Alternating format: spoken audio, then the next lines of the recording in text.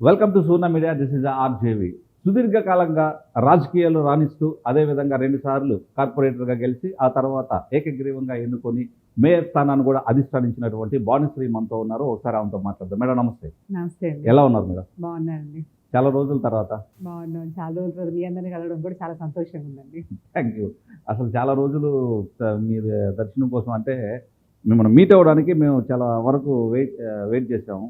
కుదరపోలేదు maybe, ఎందుకంటే మీరు అందుబాటులో లేకపోవడం అంటే కారణం. ఆల్మోస్ట్ నేను 10 ఇయర్స్ నుండి బయటే ఉన్నాం కాబట్టి మ్మ్. నెల్లూరు కడప దడప రావడం వల్ల మిమ్మల్ని ఎవరిని కూడా కలవలేకపోయాను ఇన్ని సంవత్సరాలు. ఏంటి మేడం 10 సంవత్సరాలు మా నెల్లూరు ప్రజలను వదిలేసి ఎక్కడికో వెళ్ళిపోయి మీరు ఎట్లా చేయాలని ఏంటి? ఎవరున్నా ఎవరు లేకపోయినా ఎవ్రీథింగ్ విల్ గో ఆన్. అంతేనా? అంతే అండి. ఎలా మేడం రాజకీయ ప్రస్థానం ఎలా మొదలైంది? ఫస్ట్ ఆఫ్ ఆల్ మీది. నేను అసలు అనుకోకుండా 1995లో ఈ local body elections, municipal elections జరుగుతున్నప్పుడు ఈ వార్డు, నేను ఉంటున్న వార్డు బీసీ మహిళ అయిందండి. బీసీ మహిళ అయితే ఇక్కడ ఎవరు అని వాళ్ళు అన్వేషిస్తున్నప్పుడు అప్పుడు నాకు అసలు ఎవరు తెలియదండి. అట్లీస్ట్ కనీసం మా పక్కింట్లో వాళ్ళు కూడా తెలియదు అప్పుడు నాకు. ఇక్కడ మా అత్తగారు వాళ్ళు బాగా తెలుసు కాబట్టి రఘురామరెడ్డి గారు అని ఆయన ఉండి మీ ఇంట్లో ఎవరిని నిలబడితే బాగుంటుంది, మీ అత్తగారు కానీ లేకపోతే మీ కోడలైనా నిలబడితే బాగుంటుంది అని చెప్పి ఆయన బాగా ఇన్సిస్ట్ చేశారు. ఒక 1 వీక్ ఇన్సిస్ట్ చేసి లాస్ట్గా మమ్మల్ని ఒప్పించి కేవీ సుబ్బారెడ్డి గారి దగ్గర తీసుకెళ్ళి ఆయన ద్వారా టికెట్ రావడము, అలా నేను రాజకీయాల్లోకి రావడం జరిగిందండి. మంచి చరిత్రనే ఉంది. ఓకే, మొత్తానికి కుటుంబ నేపథ్యం ఏంటి మరి? ఎప్పుడు పెళ్ళి అయింది? అసలు కుటుంబ నేపథ్యం ఏంటి? ఆ తర్వాత మీ అత్తగారు ప్రోత్సహించి రాజకీయ రంగంలోకి రావడానికి గల ముఖ్య కారణం? అసలు ఏం లేదండి, నాకు పాలిటిక్స్ గురించి అసలు నిల్ నాలెడ్జ్ ఏమీ తెలియదు. అనుకోకుండా ఇది బీసీ మహిళా రిజర్వేషన్ అయినందువల్ల మా ఇంట్లో ఎవరన్నా నిలబడితే బాగుంటుంది అని మా అత్తగారంటే ఆవిడ ఏజ్డ్ అనేసి ఇంకప్పుడు నన్ను నిల్చోబెట్టడం జరిగింది. నాకు 88లో మ్యారేజ్ అయిందండి. అంటే మాది మేనరికం వల్ల తొందరగా అయిపోయింది, తొందరగా మ్యారేజ్ చేసేసారు. అంటే రిలేషనేనా? మా మేనరికం అండి, మా మేనత్తే అవుతుంది మా అత్తగారు. ఎంతమంది సంతానం మీరు? మేమండి మేము 3 అమ్మాయిలమే. మా అమ్మ నాన్న ఏం చేస్తుండే వాళ్ళు? మా నాన్నగారు సెంట్రల్ గవర్నమెంట్ ఎంప్లాయీ, హైదరాబాద్లోనే ఉన్నాము. మేము పుట్టినప్పటి నుండి అంతా అక్కడే, పెళ్ళి అయిన తర్వాత అక్కడే, పెళ్ళి అయిన తర్వాత నెల్లూరుకి రావడం జరిగిందండి. టోటల్గా ట్రెడిషనలా ఫ్యామిలీ వాళ్ళు? ట్రెడిషనల్ అండి, మోడర్న్ ఏం కాదు. అదేం కాదు. బట్ చూడడానికి మాత్రం మోడర్న్ ఫ్యామిలీ లాగే ఉంటారు. లేదండి. ఎలా మేడం మీరు రాజకీయాల్లోకి వచ్చిన తర్వాత 3 సార్లు పోటీ చేయడం జరిగింది, అందులో ఒకసారి ఏకగ్రీవంగా ఎన్నుకోవడం జరిగింది. అదే ఇయర్లో కూడా మీరు మేయర్గా అవడం కూడా జరిగింది కదా? ఎలా జరిగింది ఆ ప్రయాణం? చెప్పాను కదంటే ఎవ్రీథింగ్ అన్ఎక్స్పెక్టెడ్. యాక్చువల్గా నాకు అసలు రాజకీయాల గురించి ఐడియా లేదండి. నాకు పెళ్ళి నాటికి నేను జస్ట్ ఫస్ట్ ఇయర్ నేను పాలిటెక్నిక్ చేశాను. పాలిటెక్నిక్ ఫస్ట్ ఇయర్లో ఉన్నప్పుడు నాకు మ్యారేజ్ అయిపోయింది. మా మేనరికం వల్ల తొందరగా చేయడం జరిగింది. అయితే ఇంట్లో అందరూ చదువుకున్న వాళ్ళండి. మా హస్బెండ్ ఇంజనీర్, మా ఆడబడుచులు 2 డాక్టర్స్, అందరూ చదువుకున్న వాళ్ళు. నేను ఒక్కదాన్నే చదువుకోలేదన్న ఫీలింగ్ నాకు ఉండేది. అంటే ఏం చదువుకోలేకపోయానని. ఇంకా సరే గ్రూప్ 1, గ్రూప్ 2 అవి పడుతుంటాయి కదా, సర్వీస్ కమిషన్ ఎగ్జామ్స్ రాయాలనే ఉద్దేశంతో ఇంకా అది కూడా మా అత్తగారు నేను ఇంట్లోనే ఖాళీగా ఏం చేస్తావు, ఓపెన్ యూనివర్సిటీ డిగ్రీ చేయమంటే ఎదురుగుండానే సర్వోదయ కాలేజ్, అది దానికైతే కట్టాను. కానీ మా బాబు పుట్టడం వల్ల నేను అప్పుడు చదువుకోలేదు. లాస్ట్ ఫైనల్ ఇయర్ ఒకేసారి ఒక్క సంవత్సరంలోనే 3 first year, second year, third year 3 exams రాసేసాను. రాసేసి ఇంకా డిగ్రీ కేవలం గ్రూప్స్ ఎగ్జామ్స్ రాయాలని చెప్పి డిగ్రీ చేశానండి. డిగ్రీ చేసి రాయడము అనుకోకుండా అప్పుడే గ్రూప్ 2 ఇవి కూడా పడినాయి, excise inspectors. At the same time EORDs అని చెప్పేసి ఆ ఎగ్జామ్ కూడా పడిందండి. అది ఎగ్జామ్ కూడా రాసి ఇంకా రిజల్ట్ అయితే రాలేదు. ఇంకా ఈ లోపల ఎలక్షన్స్ రావడము, ఎలక్షన్స్లో నిలబడ్డము జరిగిపోయింది. దానివల్ల అనవసరంగా నేను వచ్చిన ఉద్యోగాన్ని కూడా వదులుకోవాల్సి వచ్చిందండి. ఉద్యోగం వచ్చిందా? మొత్తానికి వచ్చిందండి. 95 ఆగస్టులో పోస్టింగ్ ఇచ్చాను. 95 మార్చిలో ఎలక్షన్స్ జరిగినాయి, 95 ఆగస్టులో పోస్టింగ్స్ ఇచ్చాను. అదే ఇయర్లో మీ మ్యారేజ్ కూడా అయింది అనుకుంటున్నాను. లేదండి, మా మ్యారేజ్ 88లోనే అయింది. 95లో మీరు ఫస్ట్ రాజకీయాల్లోకి ఎంటర్ అయ్యారు. అవునండి. ఏ పార్టీ తరఫున ఎంటర్ అయ్యారు? కాంగ్రెస్ పార్టీ. ఎలా క్యాంపెయిన్ చేశారు అప్పుడు ఎలక్షన్ని? అసలు తెలియదు కదండి, అప్పుడు కొత్త అయితే అందరూ మా బంధువులందరూ సపోర్ట్ చేశారండి. నాకు ఏం తెలియదు కాబట్టి మా చుట్టుపక్కల వాళ్ళు, బంధువులు అందరూ బాగా హెల్ప్ చేశారు. ఎలక్షన్స్ అంటే ఎలక్షనీరింగ్ ఎలా చేయాలో కూడా తెలియదు మాకు. అంటే ఎవరు లేరు కదా, ఆ ఫీల్డ్లో ఎవరు లేరు కాబట్టి పాపం వాళ్ళే వచ్చి క్యాంపెయినింగ్కి వాళ్ళే వచ్చేవాళ్ళు. ఎలక్షన్ అయ్యేంత వరకు కూడా వాళ్ళే ఉండి పాపం అన్నీ చేశారు. ఎవరు ప్రోత్సహించారు ఆ టైంలో మీకు ఎలక్షన్ చేయడానికి? పాపం బంధువులు అంటే ఇంకా వాళ్ళకి కొంత పొలిటికల్ నాలెడ్జ్ ఉన్న వాళ్ళు కొంతమంది ఉంటారు కదా. ఆ, వాళ్ళు రావడం, మా కజిన్ ఒకతను ఉండేవాడు రమణరాజు అనేసి. పాపం అతనైతే ఎలక్షన్‌లో నాకు అసలు దెబ్బలు కూడా తిన్నాడు. ఉమ్. అంటే నాకు ఆపోజిట్ అప్పుడు కమ్యూనిస్ట్ పార్టీ అండి. ఓహో, అప్పట్లో. కమ్యూనిస్ట్ పార్టీ అంటే కాస్త అగ్రెసివ్‌గానే ఉంటారు వాళ్ళు. Yeah. నేను కొద్దిగా సాఫ్ట్, మాకు అసలు ఏం తెలీదు. ఉమ్. ఆ ఎలక్షన్ జరిగే ప్రాసెస్‌లో పాపం కొట్టారు కూడా అబ్బాయిని. మళ్ళీ దానికి సంబంధించి ఏం కేసులు ఏం జరగవు, లేదండి, అక్కడ ఏం నథింగ్ లేదు. చిన్న ఈ రోజుల్లో లాగా లేదు కాదు కదా. తర్వాత వాళ్ళందరూ కూడా నాతో బాగుంటారు. ఇప్పుడు ఆ కమ్యూనిస్ట్ లీడర్స్ వాళ్ళందరూ కూడా చాలా బాగుంటారు. ఖచ్చితంగా మీతో ఎవరు మాట్లాడినా బాగుండాల్సిందే. ఆల్మోస్ట్ అట్లానే ఉంటారు. మేడం, సెకండ్ టైం క్యాంపెయిన్ చేశారు కదా ఎలక్షన్స్కి, అవునండి. అప్పుడన్నా ఎవరైనా మీకు మద్దతు ఇచ్చారా? సెకండ్ టైం అంటే నాకు పెద్దగా అంటే ఉండాలి అని అనుకోలేదండి. రెండోసారి నేను అసలు కంటెస్ట్ చేయాలనుకోలేదు. ఉమ్. అంటే నేను ఉద్యోగం చేయలేకపోయాను, దాన్ని వదిలేసానే అని నాకు ఒక ఫీలింగ్, ఎప్పుడు చిన్నప్పటి నుండి ఉద్యోగం చేయాలని ఒక ఇంట్రెస్ట్ ఉండింది. అది చేయలేకపోయానే అని దీంతో సరే ఇంకెందుకు రాజకీయాలు కూడా వద్దు అనేసి అనుకున్నాను. ఉమ్. కానీ ఇంకా పార్టీ వాళ్ళు అప్పుడు బాగా ఇన్సిస్ట్ చేశారు. ఆనం వివేకానంద రెడ్డి గారు కానీ, నరసింహరావు గారు, వీళ్ళందరూ అంటే తప్పకుండా నించోవాలి అని చెప్పి నేను అసలు వద్దనుకొని ఇంకా టికెట్ కూడా వద్దన్నాను. ఉమ్. నెక్స్ట్ వార్డ్, పక్క వార్డ్ అయింది. ఎందుకంత అవసరం ఏముంది అనేసి పక్క వార్డ్ అప్పుడు లేడీ రిజర్వేషన్, అది సేమ్ బీసీ లేడీ అయినప్పుడు ఉమ్. అప్పుడు అక్కడ నించోవాలంటే నేను లాస్ట్ మినిట్ ఇంకా రేపు నామినేషన్స్ వేయడానికి లాస్ట్ డే అనగా ముందు రోజు నైట్ వచ్చి కూర్చొని నన్ను నొప్పించి వేయించారు. అదేవిధంగా 2009లో ఏదైతే మీరు కార్పొరేటర్గా ఉండి తర్వాత మేయర్ అయ్యారో, అప్పుడు పులిమి శైలజ గారు యాక్చువల్లీ మేయర్గా ఉండేవారు కదా. ఆ తర్వాత మళ్ళీ ఆ సీటుని మీరు ఆ సీట్లో కూర్చోవడం, ఆమెను దింపడం అనేది ప్రజల్లో ఉన్నటువంటి అభిప్రాయం. మీకు ఆ రోజుల్లో ఎవరు అంత ప్రోత్సహించారు అంటే ఒక మేయర్ సీట్ను కూడా దించేసేటువంటి బలం మీకు ఎక్కడి నుంచి వచ్చింది?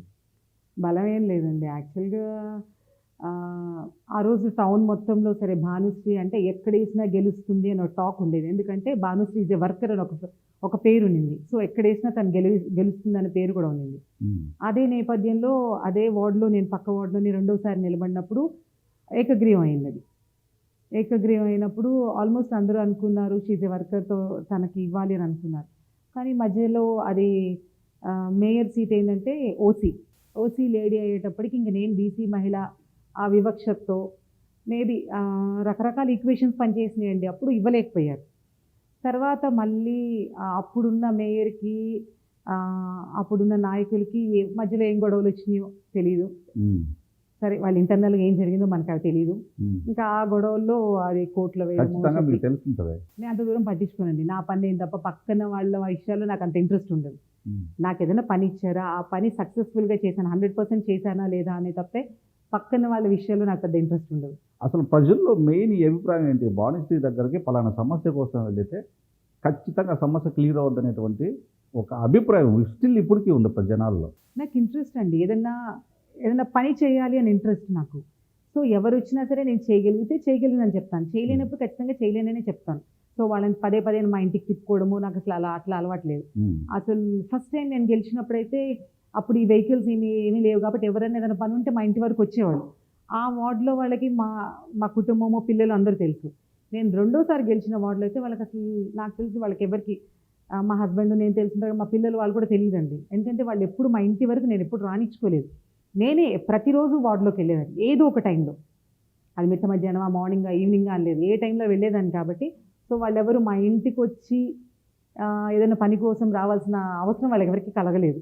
ఉమ్. సో ఎప్పుడు వాళ్ళు అందుబాటులో ఉండేదాన్ని. ఏ పని కోసమైనా నేను చేయగలిగిన పని 100% ఎఫర్ట్స్ పెడతాను. ఖచ్చితంగా చేయగలిగితే చేయిస్తాను వాళ్ళకి. Super madam. సార్ ఏం చేస్తుంటారు? మా హస్బెండ్ ఇంజనీర్ అండి. ఉమ్. ఇప్పుడైతే సిఈగా రిటైర్ అయ్యి తర్వాత డైరెక్టర్గా నామినేట్ చేయబడ్డారండి. మీరు రాజకీయాల్లో పొద్దులో వస్తుంది తిరుగుతూ ఉంటే పాపం సార్కి ఏమి చిరాకు అనిపించడం? Is a very good person. అంటే జనరల్గా మనం రాజకీయాల్లో చూస్తుంటాం, అందరూ ఏం చెప్తారంటే మహిళల్ని అట్లా ప్రోత్సహిస్తాం ఇట్లా ప్రోత్సహిస్తాం మాటల వరకే చెప్తారు. కానీ టు బీ ఫ్రాంక్, ఏ పార్టీ అయినా ఎవరైనా సరే అక్కడి వరకు వచ్చేటప్పటికి ఎంతవరకు ప్రోత్సహిస్తారు? 100% అయితే వాళ్ళు చెప్పింది చేయరు. కానీ ఒక చదువుకున్న వ్యక్తిగా, నన్ను అర్థం చేసుకున్న వ్యక్తిగా, ఈయన ఎన్ని విమర్శలు వచ్చినా నేను పాపం చాలా టైము అప్పుడు పాలిటిక్స్లో స్పేర్ చేస్తున్నా ఎప్పుడు నన్ను ప్రోత్సహించారే తప్ప నన్ను ఎప్పుడు వెనక్కి లాగాలని ప్రయత్నించలేదు, నన్ను బ్లేమ్ చేయాలని కూడా ఏ రోజు ప్రయత్నించలేదు. Is a very good person. Always. పిల్లలు ఏం చేస్తున్నారు? పాప డాక్టర్ అండి, తన రేడియాలజిస్ట్. ఓకే. నారాయణ మెడికల్ కాలేజ్లో వర్క్ చేస్తుంటాను. బాబు వచ్చి ఇంజనీర్ అండి, ఆయన యూఎస్లో ఉంటాడు. సార్లో మీకు నచ్చిన ఒక క్వాలిటీ ఏదైనా ఉంటే చెప్పండి. నేను డైరెక్ట్గా చెప్పలేని ఏమి ఉండవండి. ప్రతి అంటే దాంపత్య జీవితంలో సహజంగా ఇది చేంజ్ చేసుకుంటే బాగుంది, ఇట్లా ఉంటే బాగుందని. సో, ఆ లేదండి, విధంగా. చాలా సాఫ్ట్, చాలా మంచివారు. ఒక్కటి కూడా లేదు. ఏమి ఉండదండి, ఈజ్ వెరీ గుడ్. ఆ. మరి పిల్లలు పిల్లలు కూడా చాలా, అంటే అసలు ఎవరు ఎప్పుడు ఎక్కువ కూడా అల్లరి చేస్తారు, ఎవరు ఎక్కువ ప్రేమగా ఉంటారు మీతో? ఇద్దరు బాగానే ఉంటారండి. అసలు ఎప్పుడు చిన్నప్పుడు కూడా వాళ్ళు అల్లరి చేసిన సందర్భం కూడా చాలా తక్కువ అండి. నేను మా మనవరాలతో చెప్తుంటాను, మా పిల్లలతో నేను ఎప్పుడు అసలు వాళ్ళని తిట్టిన సందర్భం కూడా లేదు. నీకు నా దగ్గర తన్నులు పడుతుంటాయని చెప్తుంటాను. పాప కూడా మీ దగ్గర ఉంది కదా ప్రస్తుతానికి? తను పుట్టినప్పుడు నుండి నా దగ్గరే ఉందండి. ఆ. మరి మీరు రాజకీయాల్లో క్యాంపెయిన్ చేసేటప్పుడు ఎలా? అప్పటికి ఆల్మోస్ట్ నేను పాలిటిక్స్ నుండి బయటకు వచ్చేస్తున్నాను. ఈ పాప చదువుకుంటుంది, పీజీ చేస్తున్నప్పుడు పాప పుట్టింది. సో అప్పుడు నేను ఫ్రీగానే ఉన్నాను కాబట్టి అప్పటి నుండి నా దగ్గరే ఉంటాను. ఎట్లా ఇంట్లో మామూలుగా హోమ్లీగానే ఉంటారు మీరు? అంటే ఇంట్లో వంట చేయడం అలాగా ఇవన్నీ అన్నీ ఉంటాయా? చేస్తానండి. ఏంటి చాలా మంది అడుగుతుంటారు, మీరు మ్మ్. పాలిటిక్స్ లో అంత బిజీగా ఉన్నారు కదా, ఉమ్, పాలిటిక్స్ లో బయటకు వచ్చిన తర్వాత మీకు ఎలా టైం పాస్ అవుతుంది అనేసి. ఆ, నాకు అట్లాంటి ప్రాబ్లం ఎప్పుడు రాలేదండి. కొంతమంది చెప్తుంటారు, లేదు పాలిటిక్స్ లో బయటకు వచ్చిన తర్వాత చాలా మంది అంటే ఆ బిజీ లైఫ్ నుండి ఇట్లా ఐడియల్ లైఫ్ లోకి వచ్చినప్పుడు మెంటల్ గా చాలా డిస్టర్బ్ అవుతారని. నేను ఎప్పుడు అలా ఫీల్ అవ్వలేదండి. మనం ఎక్కడ ఎత్తుక్కుంటే అక్కడే పని ఉంటుంది. అంతే. అంతే. మీ ఫేవరెట్ ఫుడ్ మేడం? నాకు ఫుడ్ పర్టికులర్ ఏం కాదండి, ఏదైనా తింటాను. ఉమ్. రాజకీయ జీవితాల్లో ఆనం వివేకానంద రెడ్డి మీకు ఇచ్చినటువంటి సపోర్ట్ ఎటువంటిది? చాలా సపోర్ట్ చేశారండి. అంటే యాక్టివ్గా ఉన్న వాళ్ళని సపోర్ట్ చేస్తాము అని చాలామంది చెప్తారు, కానీ చేయరు. బట్ యాక్టివ్గా ఉన్న వాళ్ళని, అంటే నాకు తెలిసి ఆయనకి రాయికి రత్నానికి డిఫరెన్స్ బాగా తెలుసండి. ఉమ్. ఎలా? అంటే ఎవరు పని చేయగలరు, ఎవరు పని చేయలేరు అని. ఇప్పుడు చాలామంది ఏంటంటే డబ్బులు ఉన్న వాళ్ళకే టికెట్లు ఇచ్చి ఇవ్వడం మనం చూస్తుంటాం అన్ని రాజకీయ పార్టీలు. లేదు కుటుంబ నేపథ్యం ఉన్న వాళ్ళకి టికెట్లు ఇవ్వడం చూస్తుంటాము. లేదు క్యాస్ట్ పాలిటిక్స్ చూస్తుంటాము. అలా కాకుండా ఫస్ట్ వచ్చినప్పుడు నాకు అసలు ఆనం వివేకానంద రెడ్డి గారు వాళ్ళ ఫ్యామిలీ ఎవరూ తెలియదు. ఫస్ట్ ఒక 5 years చూశారు. ఆయన అప్పుడు చైర్మన్గా ఉన్నారు, మేము అందరము కార్పొరేటర్స్ కౌన్సిలర్స్గా ఉన్నాం. సో అప్పుడు చూశారు కాబట్టి ఎవరు వర్తి, ఎవరు పని చేయగలరు. ఇప్పుడు నేను ఒక్కదాన్నే కాదండి, నాతో పాటు మా టీం ఉంది. ఇప్పుడు నేనున్నాను, సురేష్ గారు ఉన్నారు, అట్లా చాలామంది సందాని భాష వీళ్ళందరూ ఉన్నారు. ఒక టీం, వీళ్ళందరూ అంటే పని చేస్తారు, ఎక్కడైనా గెలుస్తారు అని అనుకున్న వాళ్ళని బాగా లిఫ్ట్ ఇచ్చారు. అలాంటి వాళ్ళందరికీ, నా ఒక్కదానికైనా కూడా నో ఎవరు ఏంటి అనేది తెలుసు కాబట్టి అలాంటి వాళ్ళందరికీ కూడా లిఫ్ట్ ఇచ్చారు. Super madam. అట్లా అయితే రాజకీయ జీవితాల్లో మనం చూసుకున్నట్లుగానైతే చాలా మంది ఉన్నారు కదా, కేవలం ఒక వివేకానంద రెడ్డి మీకు ప్రాధాన్యత ఇవ్వడం అనేది దాంట్లో ఉన్నటువంటి రహస్యం ఏంటి? ఇప్పటికీ చాలా మంది ప్రజల్లో ఉన్నటువంటి క్వశ్చన్ మార్క్ అది. దానికి మీరు ఏం చెప్పగలరు? ఒక టీం ఉన్నాం మేము అందరము. ఇప్పుడు మీరు చెప్పారు కదా, పులిమి శైలజ గారు అన్నారు కదా, పులిమి శైలజ గారు కూడా రెండోసారి టికెట్ ఇచ్చారు. ఎందుకు ఇచ్చారు? తన వర్క్ చేయగలదు అన్న నమ్మకంతో ఇచ్చుంటారు. అలాగే ఇప్పుడు సురేష్ గారికి 3 సార్లు, మధ్యలో ఒకసారి పాపం టికెట్ ఇవ్వలేకపోయినందుకు చాలా బాధపడ్డారు రెండోసారి. ఉమ్, మొదటిసారి సురేష్ 29 ఫతేఖాన్పేటలో నిలబడ్డారు. రెండోసారి ఈ వార్డులో నిలబడ్డారు. రెండోసారి నిలబడినప్పుడు ఆయనకి టికెట్ ఇవ్వలేకపోయినందుకు చాలా బాధపడ్డారు. ఎందుకంటే ఆయన కూడా మంచి వర్కర్ అని తెలుసు, ఇవ్వాలనుకున్నారు.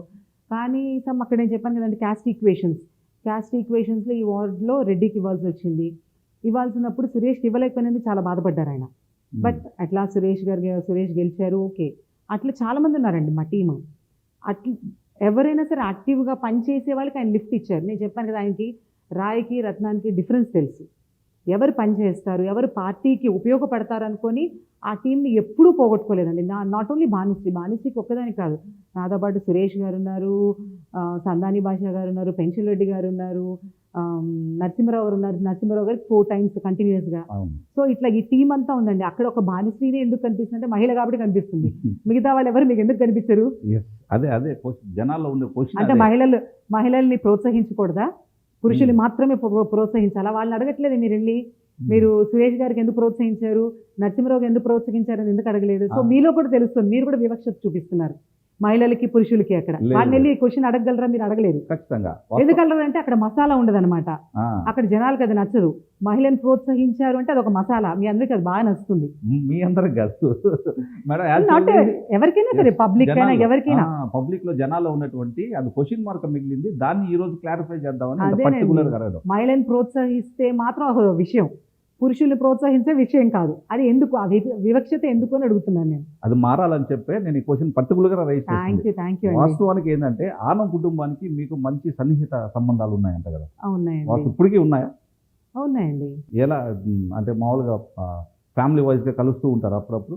ఇప్పుడు తక్కువ అండి. ఇప్పుడంటే వాళ్ళే ఆల్మోస్ట్ ఎవరు పాలిటిక్స్‌లో లేరు. ఉమ్, నేను 10 ఇయర్స్ నుండి లేనిక్కడ. ఉమ్, సో, పొలిటికల్‌గా ఉంటే రోజు ఎక్కడో దగ్గర కలుస్తూనే ఉంటాము. ఉమ్, ఇంకా పాలిటిక్స్‌లో ఇప్పుడు చూసారు కదా! వాళ్ళు నలుగురు 4 పార్టీల్లో ఉన్నారు. ఉమ్, సరే వాళ్ళు అంటే వాళ్ళ పిల్లలిద్దరిని ఇప్పుడు ఆల్మోస్ట్ ఇప్పుడు పాలిటిక్స్‌లో లైవ్‌లో లేరు వాళ్ళు. నా పార్టీకి నేను పాలిటిక్స్‌లో లైవ్‌లో లేను. నేను 10 ఇయర్స్ నుండి బయటున్నాను. సో, ఇప్పుడు అంత లేదు గానీ తప్పకుండా ఎక్కడ కనిపించినా చక్కగా మాట్లాడడం అన్నీ ఉంటాయి. ఆనం కుటుంబం సంబంధించి ఒక మాటలో ఏదైనా చెప్పాలంటే ఏం చెప్పగలరు? వాళ్ళు సుదీర్ఘంగా రాజకీయ జీవితంలో ఉన్నారండి. ఇప్పుడు నిజంగా చాలా బాధ అనిపిస్తుంది. ఎందుకంటే వివేకానంద రెడ్డి గారు 4 సార్లు కంటిన్యూయస్‌గా ఒకసారి చైర్మన్‌గా, 3 సార్లు ఎమ్మెల్యేగా కంటిన్యూయస్‌గా లైమ్‌లైట్‌లో ఉన్నారు. అందుబాటులో ఉండేవాళ్ళు.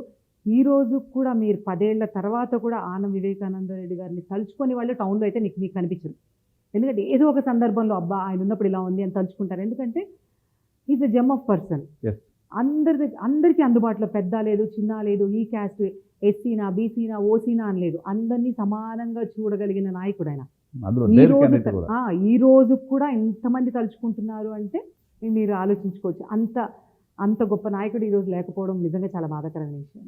ఈ రోజుల్లో అటువంటి నాయకులను ఎవరైనా చెప్పగలం అంటే ఎవరు చాలా వరకు అలాంటి పోలికలు మీకు కోటమిరెడ్డి శ్రీధర్ రెడ్డి గారిలో కనిపిస్తాయండి. చాలా వరకు కనిపిస్తాయి. వస్తా పాయింట్ కూడా. అంటే 100% అని చెప్పలేను కానీ చాలా వరకు ఖచ్చితంగా కనిపిస్తాయి. ఉమ్, ఎందుకంటే ఆయన కూడా చిన్న, పెద్ద, గొప్ప, పేద అట్లా తేడా లేకుండా క్యాస్ట్ వైజ్ డిఫరెన్షియేట్ చేయకుండా అందరినీ బాగా కలుపుకొని వెళ్ళడం కానీ అలాంటి నాయకత్వ లక్షణాలు మళ్ళీ మనం కోటమిరెడ్డి శ్రీధర్ రెడ్డి గారిలో చూడొచ్చు.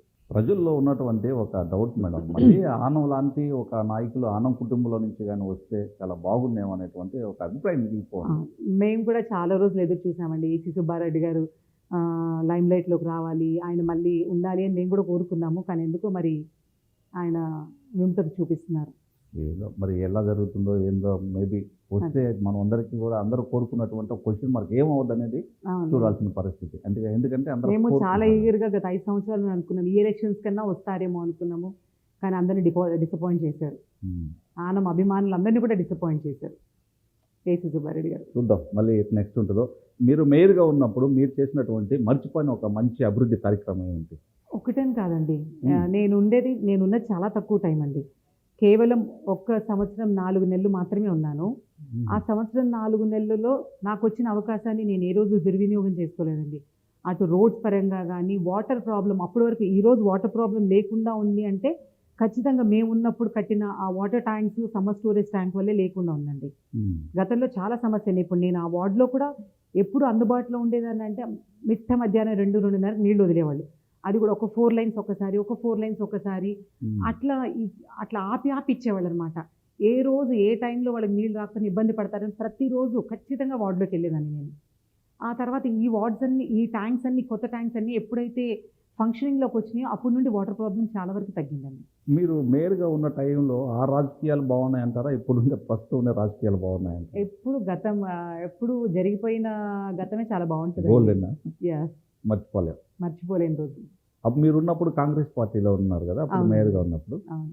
అంటే సెంట్రల్లో కూడా కాంగ్రెస్ పార్టీ ఉన్నది, స్టేటు ఉందండి. కాంగ్రెస్ పార్టీ. అవును. మీరు మేయర్గా ఉన్నారు. అవును. సో అప్పుడు మీ మీద ఏసీబీ దాడులు చేయించడానికి గల కారణం ఏంటి? ఎవరు చేయించారంటారు? అది ఒక దురదృష్టకరమైన సంఘటన అండి. ఎవరు చేశారు అంటే అప్పుడు వద్దులేండి. ఇప్పుడు ఆ పేర్లన్నీ చెప్పాలి. పర్లేదు ఎందుకులేండి. మేడం, అట్లా అని కాదండి. అప్పుడు తెలియాలి కదా, ఎందుకంటే మీ అంటే అభిమానులకు తెలియాలి కదా. ఆనం కుటుంబం మీద ఉన్న కక్షతో వాళ్ళని ఇబ్బంది పెట్టడం కోసం నేను మేయర్‌గా ఉన్నాను కాబట్టి నన్ను ఇబ్బంది పెట్టారు. వాళ్ళేం చేయలేరు. ఎందుకంటే వాళ్ళు పాలిటిక్స్‌లో ఉన్నారు. ఉమ్, నేను కూడా ఓన్లీ పాలిటిక్స్‌లో ఉండి మా ఇంట్లో గనక ఎవరు గవర్నమెంట్ జాబ్‌లో లేకుండా ఉంటే నన్ను కూడా ఏం చేయలేరు. నేను నిజంగా తప్పు చేసినా కూడా నన్నేం చేయలేరు. ఉమ్, కానీ ఏమి తప్పు చేయలేదు. తప్పు చేసే అవకాశమూ లేదు. కేవలం ఉన్నింది నేను సంవత్సరం రోజులు డెవలప్‌మెంట్ మీద తప్ప ఏ యాక్టివిటీస్‌లో నేను ఇన్వాల్వ్ కాలేదు. కానీ కేవలం వాళ్ళ మీద ఉన్న కోపంతో నా మీద కక్ష తీర్చుకున్నారండి. ఎందుకంటే మా హస్బెండ్ గవర్నమెంట్ ఎంప్లాయీ. ఉమ్, ఏ సంబంధం లేని ఒక మంచి వ్యక్తిని ఇబ్బంది పెట్టారు. ఉమ్, ఆ పెట్టిన వాళ్ళెవరో వాళ్ళకే తెలియాలి, ఆ దేవుడికి తెలియాలి. పెట్టిన వాళ్ళు మాత్రం ఖచ్చితంగా ఈ రోజు కాకపోయినా ఏదో ఒక రోజు దానికి పే చేయాల్సి వస్తుందండి. ఎందుకంటే ఇక్కడ సమాధానం చెప్పకపోయినా దేవుడి దగ్గర సమాధానం చెప్పాలి. ఉమ్, అవన్నీ జనాలు పట్టించుకుంటారు మేడం. ఆ, వాళ్ళు పట్టించుకోకపోయినా వాస్తవం జరిగేదైతే అదే. జరిగేదైతే అదే. వాస్తవం. పట్టించుకోరు అని ఎందుకుంటారండి? పట్టించుకోకుండా ఉంటే ఈరోజు గతంలో ఇంత గుళ్ళకి వెళ్ళేవాళ్ళు కాదు. Hmm. ఇంత గుళ్ళు, ఇంతమంది బాబాలు, ఇన్ని ఆశ్రమాలు అన్నీ ఎలా వస్తున్నాయండి? అంటే మనిషిలో ఎక్కడో దగ్గర దేవుడు ఉన్నాడు అన్న ఫీలింగ్ ఉంటేనే కదా ఇవన్నీ ఉంటాయి. ఖచ్చితంగా. మీరు నమ్ముతారా మేడం దేవుడిని? తప్పకుండా అండి. ఏ దేవుడిని దేవుడు అంటే పూజిస్తారు? ఇట్ ఈస్ సుప్రీం ఏదో ఒక సుప్రీం పవర్ మనల్ని నడిపిస్తుందండి. ఉమ్, దేవుడు అందరికీ ఒకటే. అది ముస్లిం అయినా, హిందూ అయినా, క్రిస్టియన్ అయినా అందరికీ ఒకటే. ఓకే. ఆ సుప్రీం పవర్ అనేది లేకుండా ఉంటే ఇప్పుడు మనందరం ఖచ్చితంగా ఆయన నడిపిస్తుంటేనే మనందరం నడుస్తున్నాం. ఎవరిని ఎక్కువ నమ్ముతారు హిందూ ధర్మంలో? అట్లా ఏం లేదండి. ఈ దేవుడు, ఆ దేవుడు అని అందరూ ఎవరైనా దేవుడే.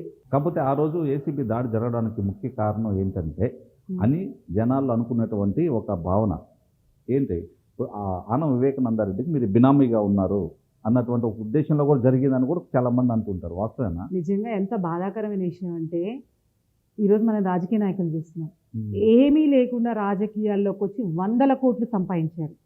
కానీ అదే ఆనం వివేకానంద రెడ్డి గారు అయి ఉండొచ్చు, ఆనం కుటుంబం అయి ఉండొచ్చు, వాళ్ళకి దాదాపుగా 50-80 ఏళ్ళ చరిత్ర ఉంది, రాజకీయ చరిత్ర ఉంది. ఆనం వివేకానంద రెడ్డి గారు చెప్పాను కదండి, 4 సార్లు అంటే దాదాపు 20 సంవత్సరాల అధికారంలో ఉండి కూడా ఆయన ఏమీ సంపాదించుకోలేకుండా ఆయన లాస్ట్లో ఆయన ట్రీట్మెంట్కి కూడా అప్పులు తీసుకున్న సందర్భం కూడా మాకు తెలుసు. ఈరోజు చూస్తుంటారు కదా వాళ్ళ అవునా? పిల్లలు, అంటే ఏం ఆస్తులు ఉన్నాయి వాళ్ళ దగ్గర. ట్రీట్మెంట్ కూడా అప్పులు తీసుకున్నటువంటి సందర్భం. అంటే తీసుకొని మళ్ళీ ఇవ్వలేదని కాదు, he is a very great man. అవసరానికి తీసుకొని మళ్ళీ ఇచ్చి కూడా ఉంటారు. కానీ ఏం సంపాదించి, అంటే ఏం ఆస్తులు ఉన్నాయి వాళ్ళు మీకు కళ్ళకు కనిపిస్తున్నాయి కదా. సరే నా మీద నేను ఆయన బినామీ అన్నారు, నా దగ్గర ఏం ఆస్తులు ఉన్నాయి వాళ్ళు ఆ రోజు రైట్ చేసినప్పుడు. మా దగ్గర ఉన్న ప్రతి రూపాయి మా కష్టార్జితం. అవును. నేను ఈ రోజు ఉన్న పాలిటీషియన్స్ లాగా నేను ఇప్పుడు అందరూ చెప్తున్నారు కదా, ఇప్పుడు పాలిటీషియన్స్ 1000 కోట్లు సంపాదిస్తున్నారు, 1000 కోట్లు ఖర్చు పెడుతున్నారు. అందుకే వాళ్ళ దగ్గరికి వెళ్ళి ఎవ్వరూ ధైర్యం చేసి మీరు సంపాదించాలని అడిగే ధైర్యం ఎవరికి ఉందా ఈరోజు? మీకు కూడా తెలుసు కదా ఎవరెవరు ఏ పొజిషన్ నుండి వచ్చారు, ఏ పొజిషన్కి వెళ్ళారని అడిగే ధైర్యం మీకుందా? జనానికి ఉందా? అడిగే ధైర్యం లేదు. ఆ రోజు ఏం లేదు, నిజాయితీగా ఉన్నాం కాబట్టి మా మీద రాళ్ళు వేశారు. ఉమ్. ఈ రోజు కనుక ఎవరు తెలిసినా కూడా మాట్లాడే ధైర్యం ఎవరు లేదు. ఖచ్చితంగా మేమైతే క్వశ్చన్ చేస్తాం మేడం, కాకపోతే అవకాశం ఇవ్వట్లేదు వాళ్ళు. ఆ, మీరు ఇచ్చినట్టు ఈ విధంగా అవకాశం ఇవ్వమని అడుగుతున్నా కానీ ఇవ్వనటువంటి పరిస్థితి. సో చూద్దాం అదేలేండి. ఎలా ఏంటి అనేది. అదేవిధంగా దాసరి రాజేష్తో ఏంటి మేడం వివాదం? ఇక్కడ వార్డుకి సంబంధించి గొడవ పడిందంటే విచిత్రమైన వివాదం అండి. ఎవరు చెప్పినా కూడా నమ్మరు, అంత విచిత్రం అది. ఉమ్, ఎందుకంటే అతనికి మేబీ ఒక గ్రడ్జ్ ఉండి ఉండొచ్చండి. ఎందుకంటే అంతకుముందు తుఫాన్ వచ్చినప్పుడు ఒక 3 డేస్ ఇక్కడున్న ప్రజలందరూ కూడా చెట్టు పడిపోయి, స్తంభాలు పడిపోయి, కరెంట్ లేక చాలా ఇబ్బంది పడ్డారు. మేము అప్పుడు అసలు ఇక్కడ లేము, నేను తిరుపతిలో ఉన్నాం. ఇక్కడున్న వాళ్ళందరూ ఫోన్ చేస్తే మేమే మా సన్ ఇన్ లాని పంపించి అక్కడ చెట్టు తీయడానికి కూడా ఎవరు ముందుకు రాకుండా, అంటే ఎందుకంటే ప్రతిదీ మనం మున్సిపాలిటీ వాళ్ళని తీయాలని అనుకోవడం కూడా తప్పే. ఎందుకంటే ఆ సందర్భంలో నంబర్ ఆఫ్ ప్రాబ్లమ్స్ ఉంటాయి, ప్రతి దగ్గర వాళ్ళు వెళ్ళి కనిపించలేరు కదా. మేమే మా సన్ ఇన్ లాకి వెళ్ళి చెప్పి డబ్బులు అయితాయండి, డబ్బులు పెట్టేసి ఆ చెట్టు కట్ చేయించేసి ఆ అడ్డం ఉన్న పోల్ తీయించేసి కొత్త పోల్స్ వేయడానికి డిపార్ట్మెంట్కి సహకరించమని మేమే చెప్పాం. అది అతని దగ్గర నుండి చేయించాడు. అది ఆ వీధిలో వాళ్ళందరూ చూశారు. అంటే కార్పొరేటర్ ఏం రాలేదు, కనీసం చూడలేదు, ఇతను చేయించాడు అన్న అతనికి ఆ ఫీలింగ్ ఉన్నట్టుంది, లోపల ఒక గిల్ట్ ఉన్నట్టుంది. ఆ గిల్ట్తో ఏం చేశాడంటే మొత్తం ఊరంతా చెత్త తీసి మా ఇంటి ముందు చెత్త తీయలేదు. అంటే ఆ తుఫాన్ సందర్భంగా పడిన చెత్త, చెట్లు చెత్త అండి, మామూలు చెత్త కాదు. మేము తుఫాన్ అయిపోయిన తర్వాత ఒక 1 వీక్ వచ్చాము మేము నెల్లూరుకి. ఆ సాటర్డే నేను బయటకు వెళ్ళి తెలిసిన వాళ్ళు చనిపోయింటే వార్డులో పలకరించలేకపోయాను అనేసి, నాకు అదొక అలవాటు ఉందండి. పెళ్ళిళ్ళు అయినా, చనిపోయిన వాళ్ళైనా, ఏదైనా సరే నేను ఆ టైంలో లేక వాళ్ళ దగ్గరికి వెళ్ళలేకపోతే ఖచ్చితంగా వాళ్ళ ఇంటికి వెళ్ళి కనిపిస్తాను. అది నాకు అలవాటు. అట్లాగే వాళ్ళ ఇంటికి వెళ్ళి కనిపించి రిటర్న్ వచ్చినప్పుడు అంతా క్లియర్ చేసి వెళ్ళిపోతూ మా ఇంటి ముందు తీయలేదు. అక్కడ ట్రాక్టర్ వాళ్ళు ఉంటే అడిగాను, ఏం బాబు తీయలేదు అంటే, మీరు ఒకసారి కార్పొరేటర్ వాళ్ళ హస్బెండ్తో మాట్లాడండి అన్నారు. కార్పొరేటర్ హస్బెండ్తో నేను మాట్లాడాల్సిన అవసరం ఉంది, చెత్త తీయడం మీ డ్యూటీ, మీరు తీయాలి. సో నేను వాళ్ళకి ఫోన్ చేసి అడగాల్సిన అవసరం లేదు కదా, మీరు వచ్చి తీసేయండి అని అంటే, ఆ అబ్బాయి కొద్దిగా నసుగుతున్నాడు. సరే పాప మా అబ్బాయిని ఇబ్బంది పెట్టడం ఎందుకు, ట్రాక్టర్ అని చెప్తే వచ్చి తీయబోతున్నాడు. ఈ లోపల నాకు తెలిసి అతను ఎప్పుడు ఒక పర్మనెంట్ అడ్రస్ ఏంటంటే యష్ పార్క్లో ఉంటాడు, ఒక రూమ్ ఫ్రీ అతనికి ఎప్పుడు. అతను చేసే ఇల్లీగల్ యాక్టివిటీస్ అనేది ఒక రూమ్ ఫ్రీ. ఏం చేస్తాడో, ప్యాకెట్ ఆడతాడో, దందాలు చేస్తాడో, తాగుతాడో, ఏం చేస్తాడో మనకి తెలియదు. అక్కడ ఉంటాడు ఇప్పుడు కంటిన్యూస్గా 5 yearsగా ఒక రూమ్ ఫ్రీ అతనికి అక్కడ. అక్కడ నుండి అక్కడ దగ్గరే కాబట్టి వచ్చేసినట్టున్నాడు, తాగేస్తున్నాడు అప్పటికే. అసలు అంటే పెద్దగా అరుస్తూ అంటే ఎవరు ఎక్స్పెక్ట్ చేయరు కదా, చెత్త తీయమని అడిగితే ఎవరన్నా మన ఇంటి మీదకి తగాదాకు వస్తారని మనం ఎక్స్పెక్ట్ చేయం. అసలు ఒక ఆడ మనిషి మీదకి వస్తారని అసలు ఎక్స్పెక్ట్ చేయం. తగాదాకు వచ్చేటప్పటికి అందరూ స్టన్ అయిపోయాం. ఎవ్వరు లేరు రోడ్లో, నేను ఒక్కదాన్నే ఉన్నాను అప్పుడు. అందరూ టీవీలో సాయంత్రం టైం కదా 5:45, 6 టైం ఎవరు రోడ్లో కూడా నేను ఒక్కదాన్నే ఉన్నాను. అంత గట్టిగా అతను అరుస్తూ వచ్చేటప్పటికి మొత్తం అందరు బయటకు వచ్చేసారు, ఏంటి ఇంత గట్టిగా అరుస్తున్నాడు అని. అందరు ఇళ్లలోని చూసి ఇంకా ఆ సందర్భంలోనే గొడవ జరగడము జరిగింది, చిన్న గొడవ అక్కడ. చెత్త మీద. ఆ! కానీ అతను ఏం చేశాడంటే దాన్ని అడ్వాంటేజ్‌గా తీసుకొని ఎప్పటి నుండో ఉన్న ఆ గ్రడ్జ్ తీర్చుకోవడానికి ఏం ఏం గ్రడ్జ్ చేశాడంటే, ఉంది మేడం అతనికి? చెప్పాను కదండీ! అతను బయటికి రాడు. ఎప్పుడూ పబ్లిక్ గ్రీవెన్సెస్ అటెండ్ అవ్వడు. ఆ గ్రీవెన్స్ మనము తుఫాన్ అప్పుడు గ్రీవెన్స్ మనం అటెండ్ చేయించాము అని ఒక గిల్ట్ ఉన్నట్టుంది అతనికి. హుహు. అది ఈ విధంగా తీర్చుకున్నాడు. అదే లేకపోతే అనుకుంటున్నారా? చెత్త తీయమంటే ఎవరన్నా గొడవకి వస్తారా మీరు చెప్పండి? మేబీ ఎవరు రాకపోవచ్చు. అదే పల్లెటూరులో అయితే మనం చూసుకోవచ్చు మేడం. చెత్త ఆ! తీయమని అడిగితే ఖచ్చితంగా మరి గొడవలు ఇంకే పడతారు. ఏముంది ఇంకా అక్కడ నా మీద గొడవకు రావాల్సిన ఆ సందర్భం ఏమీ లేదు. అతనికి నాకేం పర్సనల్ గొడవలు లేవు. ఎందుకు వచ్చాడు? ఆ గిల్ట్ అతనిలో ఉండిపోయింది కాబట్టి నా మీద గొడవకి వచ్చాడు ఇంకంతే. ఓకే. ఇంకంత మించి ఇంకేం లేదంటారు. ఇంకేం జరగలా. దాన్ని అడ్వాంటేజ్‌గా తీసుకొని వాళ్ళ అధినాయకుడు, ఆయన చుట్టూ ఉండే వాళ్ళందరూ కలిసి అసలు నేను ఎక్స్‌పెక్ట్ కూడా చేయలేదు. దానికోసం మా మీద ఎస్సీ, ఎస్టీ కేస్ పెడతారని మేము ఊహించలే. ఎస్సీ, ఎస్టీ కేస్ అక్కడ ఎవరు లేరు కదా! కావాలని ఎవరినో తీసుకెళ్ళి నా మీద తప్పుడు కేసు పెట్టించడము. దానికి వాళ్ళ పార్టీ హైకమాండ్ పైనుండి సపోర్ట్ చేయడము. ఇంతకంటే దారుణమైన విషయం ఎక్కడైనా ఉంటదా? ఏందో చెత్త అది విషయం కావాలని మా హస్బెండ్ ఎప్పుడు బయటికి కూడా రారు. హ్మ్. కాస్త కూస్త గట్టిగా మాట్లాడితే నేనైనా మాట్లాడతాను. ఓకే. ఆయన మీద కూడా ఎస్సీ, ఎస్టీ కేసు పెట్టారు. అంటే ఎవరైనా సరే వాళ్ళ ఇంట్లో ఒక ప్రభుత్వ ఉద్యోగి ఉన్నారంటే వాళ్ళు ఏం చేయలేకపోతే ఆయన మీద పెట్టేయడం అంతే. ఇప్పటికి ఉందా మేడం కేసు అది? మొన్న పెట్టారు కదండి, మొన్నే కదా. హ్మ్. అయితే కంటిన్యూ అవుతుందా లేకపోతే ఏమన్నా మళ్ళీ రాజకీయ పోయిందండి. 41A నోటీసులు ఇచ్చారు. మేము వెళ్ళి స్టేషన్ బెయిల్ తెచ్చుకున్నాము. ఆహా. తర్వాత ఎవరి దగ్గర అయితే కేసు పెట్టించారో అతనికి తెలియదు పాపం. అతను ఊరికే సంతకం పెడదురా అనేసి స్టేషన్ తీసుకెళ్ళి అతని దగ్గర దొంగ కేసు పెట్టించారు. అతను చుట్టుపక్కల వాళ్ళందరూ అడిగారంట, మేడం ఇన్ని సంవత్సరాల నుండి మనకు తెలుసు కదా, ఎప్పుడు ఎవరిని ఒక మాట మాట్లాడరు, నువ్వెలా పెట్టావు అని అందరూ అడిగినట్టున్నారు. నేనైతే ఆ రోజు నుండి ఈ రోజు వరకు అతనితో మాట్లాడలేదండి. అతనే వెళ్ళి డిఎస్పీ దగ్గర, డిఎస్పీ వారు పిలుస్తారు కదండి, ఎంక్వైరీకి పిలుస్తారు కదా. అవును. పిలిచినప్పుడు డిఎస్పీ ఆఫీస్లో చెప్పాడంట, అసలు నాకు ఏం కేసు అని కూడా నాకు తెలియదండి, అసలు ఆమె నాతో మాట్లాడలేదు, నాకు సంబంధం లేదు, తప్పు కేసు పెట్టారు అనేసి చెప్పి అతను ఒప్పుకున్నాడంట. హ్మ్. తర్వాత మేము ఈ మధ్య మా వాంగ్మూలం కోసం వెళ్ళినప్పుడు చెప్పారు, లేదండి ఇది ఫాల్స్ కేసు, అతనే ఒప్పుకున్నాడు అనేసి. ఆనం వివేకానంద రెడ్డి చివరి దశలో ఉన్నప్పుడు ఆయన ఆరోగ్యం క్షీణించి పాపం అతను ట్రీట్మెంట్ తీసుకున్నటువంటి సమయంలో కుటుంబానికి మీకు చిన్న వివాదం అలాంటిది ఏదో జరిగిందని ఏం మాతో లేదండి, అన్నారు. ఏం లేదు. హ్మ్. వాళ్ళంత మెచ్యూరిటీ లేని నాయకులు కాదు, వాళ్ళకి తెలుసు. హ్మ్. అన్ని సంవత్సరాలు రాజకీయంలో ఉన్నవాళ్ళు అంత చీప్గా బిహేవ్ చేస్తారా? అదే అదే. దే ఆర్ వెల్ మెచ్యూర్డ్, చాలా మంచి వాళ్ళు. వాళ్ళు ఎప్పుడు ఇంకొకరిని అవమానించడం నేను ఎప్పుడు చూడలేదు. So nothing happen under time. ఏం జరగలేదు. హ్మ్. పాపం నేను మా హస్బెండ్ లాస్ట్లో కూడా ఆయన హాస్పిటల్లో ఉన్నప్పుడు వెళ్ళి చూసి వచ్చాము. పాపం ఆ రోజు కూడా మేము వెళ్ళినప్పుడు కన్నీళ్ళు పెట్టుకున్నారు. అంటే పాపం అందరూ అంటే తెలిసిన వాళ్ళు ఎవరు వెళ్ళినా కూడా పాపం కన్నీళ్ళు పెట్టుకున్నారు. అంటే అలాంటి వ్యక్తి పాపం అలా అయిపోవడం మాకే బాధ అనిపించింది. పాపం ఆయన చాలా బాధపడ్డారు ఆ రోజు.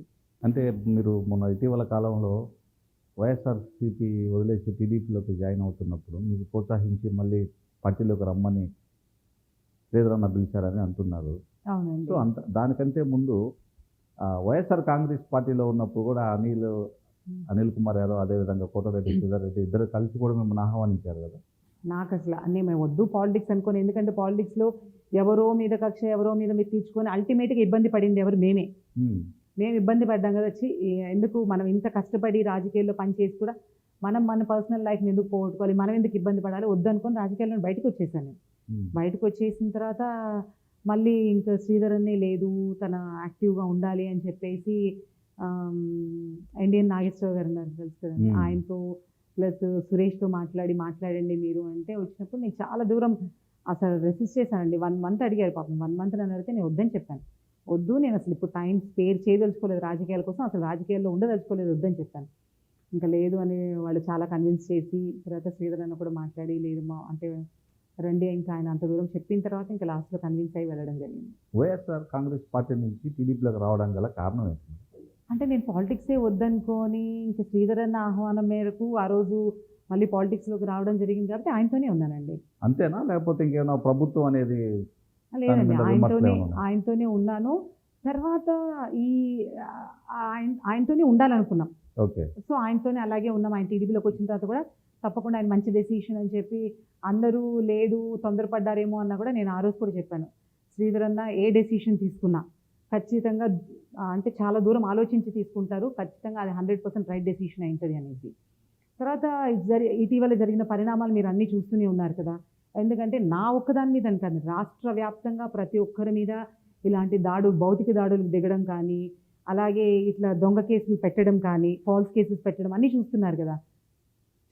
అల్టిమేట్గా ఏంటంటే అసలు చదువుకున్న వాళ్ళకి మంచి ఉద్యోగాలు లేకపోవడం ఒకటి, రాష్ట్రంలో ఇప్పుడు రాష్ట్రంలో మైనింగ్ జరుగుతుంది కదండి, అక్రమ మైనింగ్ అంతా ఎవరి సంపద అదంతా రాష్ట్రానికి సంబంధించిన సంపద. సో రాష్ట్ర సంపదని వీళ్ళు జనం అంత దూరం ఆలోచించట్లేదు. కానీ చాలామంది మాకు ఈ డబ్బు పెన్షన్ ఇస్తున్నారు, లేకపోతే మాకు ఫ్రీగా ఏదో ఇస్తున్నారని ఆలోచిస్తున్నారు. కానీ అసలు ప్రజలందరికీ సంబంధించిన రాష్ట్ర సంపదను కొల్లగొడుతున్నారు అనేది అంత దూరం ప్రతి ఒక్కరు ఎందుకు ఆలోచించలేకపోతున్నారు అనేది బాధ కలుగుతుందండి.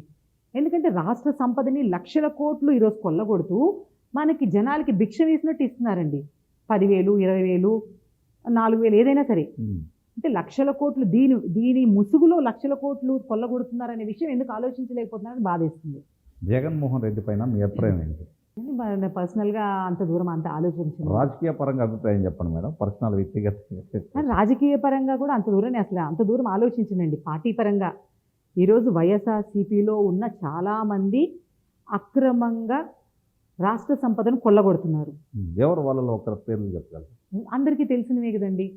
మీరు చెప్తే అవసరం లేదంటే పర్సనల్గా అసలు ఒకరి గురించి ఇప్పుడు మీరు చూస్తున్నారు కదండి. ఇప్పుడు మనం చూస్తున్నాము, ఒక ఎమ్మెల్సీగా ఉండి ఒక డ్రైవర్ని చంపేసి తీసుకెళ్ళి వాళ్ళ ఇంట్లో హోమ్ డెలివరీ ఇచ్చినా కూడా అసలు మాట్లాడేవాళ్ళు లేరు.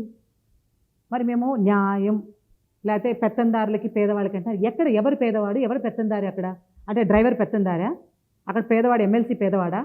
అక్కడ పెత్తందారులకి పేదవాళ్ళకి ఎవరికి మధ్యలో జరుగుతోంది అక్కడ? అంటే ఒక డ్రైవర్కి ఒక డ్రైవరు ఒక ఎస్సీకి నువ్వు న్యాయం చేయలేనప్పుడు అక్కడ అసలుకి ఎస్సీలకి ఏం న్యాయం చేస్తున్నారు? నువ్వు 100 మందికి ఇప్పుడు 4 నేను పోస్ట్ ఇచ్చాను అంటే ఒక్కరికి అన్యాయం. అసలు మామూలుగా మన చట్టం ఏం చెప్తుంది? 100 మంది దోషులు తప్పించుకున్నా పర్వాలేదు, కానీ ఒక్క నిజాయితీ పరుడు కూడా శిక్ష పడకూడదు అని అంటున్నారు కదా. సరే మరి ఇంకా అక్కడ ఏమైంది? ఇప్పుడు రివర్స్ పాలన ఇక్కడ జరుగుతోంది.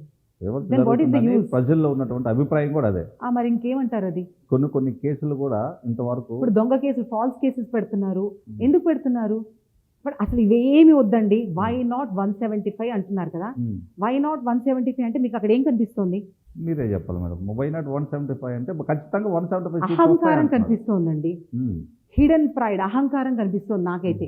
అదే మీరు 175కి అహంకారం అంటే మేము సిద్ధం అంటున్నాం. సిద్ధంగా మీరు ఏం చెప్పగలరు? ఏదైనా సరేనండి. ఇప్పుడు వై నాట్ 175 అంటే ఒక నిజమైన రాజకీయ నాయకుడు ఏం కోరుకోవాలి? ప్రతిపక్షం ఉండాలని కోరుకోవాలి. ఇప్పుడు మేము ఇన్ని కౌన్సిల్ మేము చూసాము, అంతమంది స్టాల్వర్డ్స్ని చూసాము. అక్కడ వాళ్ళు ఏమనుకుంటారు? ప్రతి ఒక్క పార్టీ ఉండాలి కౌన్సిల్లో అని కోరుకుంటారు. మా నాయకులు నేర్పించింది అది ఏంటి? అక్కడ కమ్యూనిస్ట్ ఉండాలి, బీజేపీ ఉండాలి, కాంగ్రెస్ ఉండాలి, తెలుగుదేశం ఉండాలి.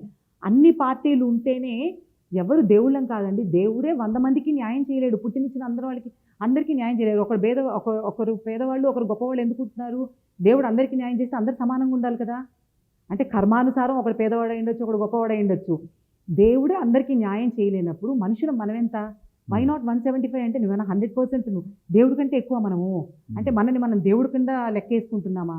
వై నాట్ 175 అంటే నేను చేసిన అభివృద్ధి కార్యక్రమాలు అంటే సంక్షేమ పథకాలు ఇలాంటి, అందుకే మళ్ళీ నాకు 175 వస్తారని వాళ్ళు చెప్తున్నారు. అంటే అది అక్కడ అహంకారం కనిపిస్తుంది. దేవుడి కంటే గొప్ప అనే అహంకారం కనిపిస్తుందండి. అది అసలు అది కాదు. ఎప్పుడు మనతో పాటు మన ప్రతిపక్షం ఉంటేనే మనం పర్ఫెక్ట్గా పనిచేయగలుగుతాము. ప్రతిపక్షం ఉండాలని కోరుకోవాలి నిజమైన రాజకీయ నాయకుడు. ప్రతిపక్షం ఉండకూడదు అని కోరుకునేవాడు రాజకీయ నాయకుడు కాదండి, ఒక నియంత. అంతా నేనే ఉండాలనుకునేవాడు నియంతలు అంటారు, రాజకీయ నాయకుడు అనరు. ఇప్పుడు వైఎస్ఆర్ కాంగ్రెస్ పార్టీ వచ్చేసి మేము సిద్ధం అంటున్నారు. టీడీపీ తరఫున మీరేం చెప్తున్నారు? మీరు సంసిద్ధం అంటారా? దేనికి సిద్ధం అండి? అదే వాళ్ళు దేనికి సిద్ధం అనేది దేనికి సిద్ధమో చెప్తే యువత వాళ్ళు వై నాట్ 175 దానికి సిద్ధం అంటున్నారు. అది జనాలు చెప్తారు. మీరు ఏమైనా చెప్పాలనుకుంటున్నారా దాని గురించి? అసలు అది నేను చెప్పాను కదా, అది నియంతృత్వం. దానికి అసలు ఆన్సర్ చేయాలని కూడా అనిపించట్లేదండి. అంటే నేను అది మూర్ఖత్వం అండి, అంతే. ఇంకా అంతకంటే నేనేం చెప్పలేను దానికి. సిద్ధం అనేది మూర్ఖత్వం అంటారు కంప్లీట్. అంతే, దేనికి సిద్ధం అసలుకి? అంతేలే, వాస్తవానికి సిద్ధం అని అంటే ఈ పక్క ఓ పక్క మేము కూడా సంసిద్ధం అన్నాం. అంటే దేనికి సిద్ధం అసలుకి? దేనికి సంసిద్ధం, దేనికి సిద్ధం? ఉమ్, ఇవన్నీ నియంత్రణతో పోకడలండి. ఉమ్. అది రాజకీయ నాయకులకు ఉండాల్సిన లక్షణం కాదు. మొత్తానికి రాజకీయ జీవితంలో మీరు ఏదైనా పదవి ఆశిస్తున్నారా ప్రస్తుతం? నేనేం ఆశించట్లేదండి. ఉమ్, టు బీ ఫ్రాంక్, నేను ఈరోజు ఇంత కసిగా వచ్చి పనిచేయాలని నేను ఎందుకు కోరుకుంటానంటే రాష్ట్రంలో మార్పు రావాలి. ఉమ్, ఈ నియంత్రణతో పోకడలు పోవాలి. ఉమ్, రాజకీయంలో అంటే రాజకీయంలాగే జరగాలి, నియంతృత్వంగా ఉండకూడదు. ప్రతి ఒక్కరూ రాజకీయంలో భాగస్వాములు కావాలి. అంటే చదువుకున్న వాళ్ళందరికీ అవకాశాలు రావాలి, మన రాష్ట్రం అభివృద్ధి చెందాలి. ఇవన్నీ రావాలి అంటే ఈ నియంత్రణతో పోవాలి. అన్ని పార్టీలు భాగస్వామ్యం ఉండాలి. అప్పుడే రాజకీయంగా రాష్ట్రం ఎదుగుదలకు అవకాశం ఉంటుందండి. అందుకోసం నేను ఈసారి రావాలి, తెలుగుదేశం ఖచ్చితంగా గెలవాలి. అంటే తెలుగుదేశం గతంలో కూడా చూసాను, మేము కాంగ్రెస్లో ఉన్నాం, తెలుగుదేశంలో ఉన్నాం. అంటే మేము సిద్ధాంతపరంగా ఫస్ట్ నుండి కాంగ్రెస్లో ఉన్నాం కాబట్టి కాంగ్రెస్ పార్టీ అంటే అభిమానం ఎప్పుడూ ఉంటుందండి. కానీ ఈరోజు జగన్ పోవాలి అంటే తప్పకుండా తెలుగుదేశం రావాలి. తెలుగుదేశం పార్టీ వస్తేనే ఈరోజు రాష్ట్రం ఉన్న పరిస్థితుల్లో రాష్ట్రం అభివృద్ధి చెందడానికి కానీ, అందరికీ అవకాశాలు రావడానికి కానీ, ఒక మంచి రాజకీయ వాతావరణం రాష్ట్రంలో ఉండాలి అంటే ఈరోజు టీడీపీ కావాలి తప్పకుండా. చంద్రబాబు నాయుడు గారు లాంటి ఒక అనుభవం ఉన్న నా రాజకీయ నాయకుడు. నేను చంద్రబాబు నాయుడు గారిని నేను ఫస్ట్ కౌన్సిలర్ అయినప్పుడు ఆయన అప్పుడే ఫస్ట్ టైం సీఎం అయ్యారండి 96లో. చేపల మార్కెట్ ఉన్న ప్లేస్లో ఆత్మీయ సమావేశం ఒక ఏర్పాటు చేయడం జరిగింది. ఏర్పాటు చేయనప్పుడు అప్పుడు రావడం చూశానండి. మళ్ళీ నేను మొన్నే ఫస్ట్ టైం ఆయన మళ్ళీ రెండోసారి చూడడం మొన్న నెల్లూరులో బహిరంగ సభ రా కదలిరా సభ ఏర్పాటు చేసినప్పుడు చూడడం జరిగిందండి. ఆఫ్టర్ 28 years ఆయన్ని ప్రత్యక్షంగా మళ్ళీ ఆ తర్వాత అప్పుడే చూడడం నేను. కానీ ఇంత వయసులో కూడా, ఈ ఏజ్లో కూడా అవిరామంగా ఆయన కృషి చేస్తూ ప్రజల కోసం ఏదో ఒకటి చెయ్యాలి. ఎందుకు ఇప్పుడు రెస్ట్ తీసుకోవచ్చు ఆయన, కానీ ఎందుకు తీసుకోవట్లేదు? అంటే ఈ రాష్ట్రానికి ఇప్పుడు ఆయన అవసరం ఉంది అనే ఒక దీంతో, రాష్ట్రంలో ప్రజలందరూ సంతోషంగా ఉండాలి అంటే, రాష్ట్రంలో డెవలప్మెంట్ జరగాలి అనే దీంతో, ఒక తపనతో ఇంత ఏజ్లో కూడా ఇంత కష్టపడి పనిచేస్తున్నారు అంటే అలాంటి వాళ్ళు ఖచ్చితంగా రాష్ట్రానికి కావాలండి. రాజకీయ జీవితాల్లో మీకు నెరవేరని కళ ఏదన్నా ఉందా? అంటే నేను ఎప్పుడు ఏది ఆశించి రాజకీయంలోకి రాలేదండి. నేను అసలు ఆ రోజు కౌన్సిలర్ అవుతానని అనుకోలేదు, తర్వాత మేయర్ అవుతానని అనుకోలేదు. అన్నీ అనుకోకుండానే వచ్చినాయి. సో ఇది కావాలని నేను ఎప్పుడు అనుకోలేదండి. అప్పుడు చాలామంది అడుగుతుంటారు, మొన్న శ్రీధర్ అన్న మిమ్మల్ని పార్టీలోకి ఆహ్వానించినప్పుడు మీకు ఏదైనా ప్రామిస్ చేశారా? నేను అసలు ఏమీ అడగలేదండి ఆయన ప్రామిస్ చేయడానికి. ఏమీ ఆశించలేదు. కానీ ఆయనే ఈయన సీఈగా, మా హస్బెండ్ సీఈగా రిటైర్ అయిన తర్వాత ఆ డైరెక్టర్ పోస్ట్ పడినప్పుడు ఆయన అప్లై చేశారు. He has been selected. కానీ అది కూడా రాజకీయపరంగా ఇచ్చేది కాబట్టి లేదు ఖచ్చితంగా ఆయన చేయాలి రాజుగారికి అనుకొని ఆ రోజు శ్రీధర్ అనే ఇనిషియేటివ్ తీసుకొని ఈయనకి డైరెక్టర్గా ఇప్పించారండి. Super madam. మీ అభిమానులకి మీరు ఫైనల్గా ఏమన్నా చెప్పాలి అని ఇన్ని రోజులుగా చెప్పలేనటువంటి ఒక విషయం కానీ ఏదైనా దాగుందంటే మీరు ఫైనల్గా వాళ్ళకి ఏం చెప్పగలరు? అభిమానులని కాదండి, ప్రతి ఒక్కరికి నేను ఏం చెప్పదలుచుకున్నానంటే, ఎవరి మీదైనా ఒక నింద వేయడం కానీ, ఒక రాయి వేసినప్పుడు జస్ట్ ఒక క్షణం ఆలోచించాలి. ఇప్పుడు లాస్ట్ ఎలక్షన్స్లో మనం చూస్తున్నాము, అదేంటి వైఎస్ వివేకానంద రెడ్డి గారిని చంపేసినప్పుడు జస్ట్ ఒక కామన్ మ్యాన్ ఎందుకు అంత దూరం ఆలోచించలేకపోతున్నాడు, ఎందుకు ఎమోషనల్ అయిపోతున్నాడు అనేది నాకు అర్థం కావట్లేదు. ఎవరైనా సరే పులివెందల్లోకి వెళ్ళి వాళ్ళ ఇలాకాలో వాళ్ళ మనిషిని చంపగలిగిన ధైర్యం వేరే వాళ్ళకి ఎవరికన్నా ఉంటుందా? ఉండదు. అదొక సింపుల్గా ఎవరైనా అవనండి, వాళ్ళ దగ్గర వాళ్ళే వింటారు. బయట వాళ్ళు ఎవ్వరు అంత సాహసం చేయలేరు. ప్లస్ అక్కడ ఏం చేశారు, దాన్ని ఎమోషనల్గా పబ్లిక్ని వాళ్ళ వైపుకు తిప్పుకోవడానికి నారాసుర రక్త చరిత్ర. ఎవరైనా అప్పుడు ఒక అధికార పార్టీ తెలుగుదేశం ఉంది. ఎవరైనా అంటే ఒక రాజకీయ నాయకుడు ఎవరైనా సరే ఎదుటి వాడిని చంపి ఆ బురద పూసుకోవాలని ఎవరైనా అనుకుంటాడు? ఎలక్షన్ టైంలో ఎవ్వరు అనుకోరు. దాన్ని సింపుల్ లాజిక్ అది. అంత దూరం ఖచ్చితంగా తెలుగుదేశం చేసి ఉండదని ఎవరికైనా అర్థమవుతుంది. అది కాకుండా కూడా ఎవ్వరూ కూడా బయట వాళ్ళు వెళ్ళి వాళ్ళ ఊర్లో వాళ్ళ ఇంట్లో వాళ్ళని చంపే ధైర్యం ఎవరూ చేయలేరు. అంటే అంత సింపుల్గా ఎందుకు ఎవరు ఆలోచించలేకపోయారు అనేది అర్థం కావట్లేదు. అసలు ఇంత దూరం వచ్చిన తర్వాత వాళ్ళ ఇంట్లో వాళ్ళే వచ్చి చెప్తే తప్ప అర్థం చేసుకోలేని పరిస్థితిలో పబ్లిక్ ఉన్నారా? పబ్లిక్ అంత తెలియగలవాళ్ళు, ముఖ్యంగా ఆంధ్ర ప్రజలు చాలా తెలియగలవాళ్ళు. కానీ ఎందుకు అంత ఎమోషనల్ అయ్యారు ఆ టైంలో? మీరు ఇందాక అన్నట్టు మేము పబ్లిక్ చాలా తెలియగలవాళ్ళు. కానీ ఎందుకు ఆలోచించలేకపోయారు? ఎందుకంటే ఎందుకు ఆలోచించలేదంటే ఆ టైంలో ఎవరు గలమెత్తుతారో హ్మ్. ఏ సమస్యలు వచ్చి పైన పడతాయనేటువంటి భావంలో ప్రజలు ఇప్పటికీ స్టిల్ ఉన్నారని సింపుల్ చెప్పి లాజిక్ ఉన్నారు. మీరే కదండి. అన్నారు. కానీ అది కూడా కాకుండా ఇప్పుడు ఎవరైనా సరే ఎవరి మీదన్నా ఒక రాయి వేసినప్పుడు, ఏదైనా సరే ఏదన్నా ఒక ఇది పడినప్పుడు ఎందుకు ఆలోచించట్లేదు? అంటే ఒక్క క్షణం ఆలోచిస్తే వాళ్ళకి తెలుస్తుంది కదా అది నిజమా కాదా అనేది. ఇంకోటి కాకుండా అది కూడా కాకుండా ఏంటంటే చాలామంది ఏంటంటే పక్కన వాళ్ళకి ఏదైనా జరిగినప్పుడు వాళ్ళ వరకే కదా జరిగింది. ఇప్పుడు కూడా చాలామంది ఇమ్మెటీరియల్‌గా ఉంటారండి. అంటే వాళ్ళకి ఎవరికో కదా జరిగింది, మనకు జరగలేదు కదా అనుకుంటారు. అది రేపు నీకు జరగదని ఎందుకు ఆలోచించట్లేదు? అది దైవ నిర్ణయం. ఇప్పుడు అట్లా అని కాదండి. రాష్ట్రంలో ఎక్కడ అన్యాయం జరిగినా సరే ప్రతి ఒక్కరు కూడా దానికి రెస్పాండ్ అవ్వాలి. ఎందుకు రెస్పాండ్ అవ్వట్లేదు? వాళ్ళకే కదా ఇప్పుడు ఒక డ్రైవర్‌ని చంపేసి డోర్ డెలివరీ ఇచ్చారు. ఎందుకు దాన్ని రెస్పాండ్ అవ్వట్లేదు? అంటే ఆ డ్రైవర్‌కి జరిగింది రేపు ఇంకొకరికి జరగదని ఏముంది? అంటే ఎక్కడ జరిగినా సరే రాష్ట్రం మొత్తంలో ఎక్కడైనా ఏదైనా జరిగినప్పుడు దానికి ప్రతి ఒక్కరు కూడా రెస్పాండ్ అవ్వాలి. ఒక నిమిషం ఆలోచించాలి ఎందుకు జరిగింది? అది వాళ్ళకే కదా జరిగింది. మన వరకు రాలేదు కదా అని ఎవరు అనుకుంటారో, అది రేపు నీ ఇంటి వరకు ఆ సమస్య వస్తే నువ్వు వెనక్కి తిరిగి చూస్తే నీ వెనకాల ఎవరు ఉండరు. అది అది అంటే మనం ఒక మనుషులుగా మనం ఎందుకు దాన్ని థింక్ చేయలేకపోతున్నాం? ఎవరికో జరిగింది అని మనం ఎందుకు అనుకుంటున్నాము?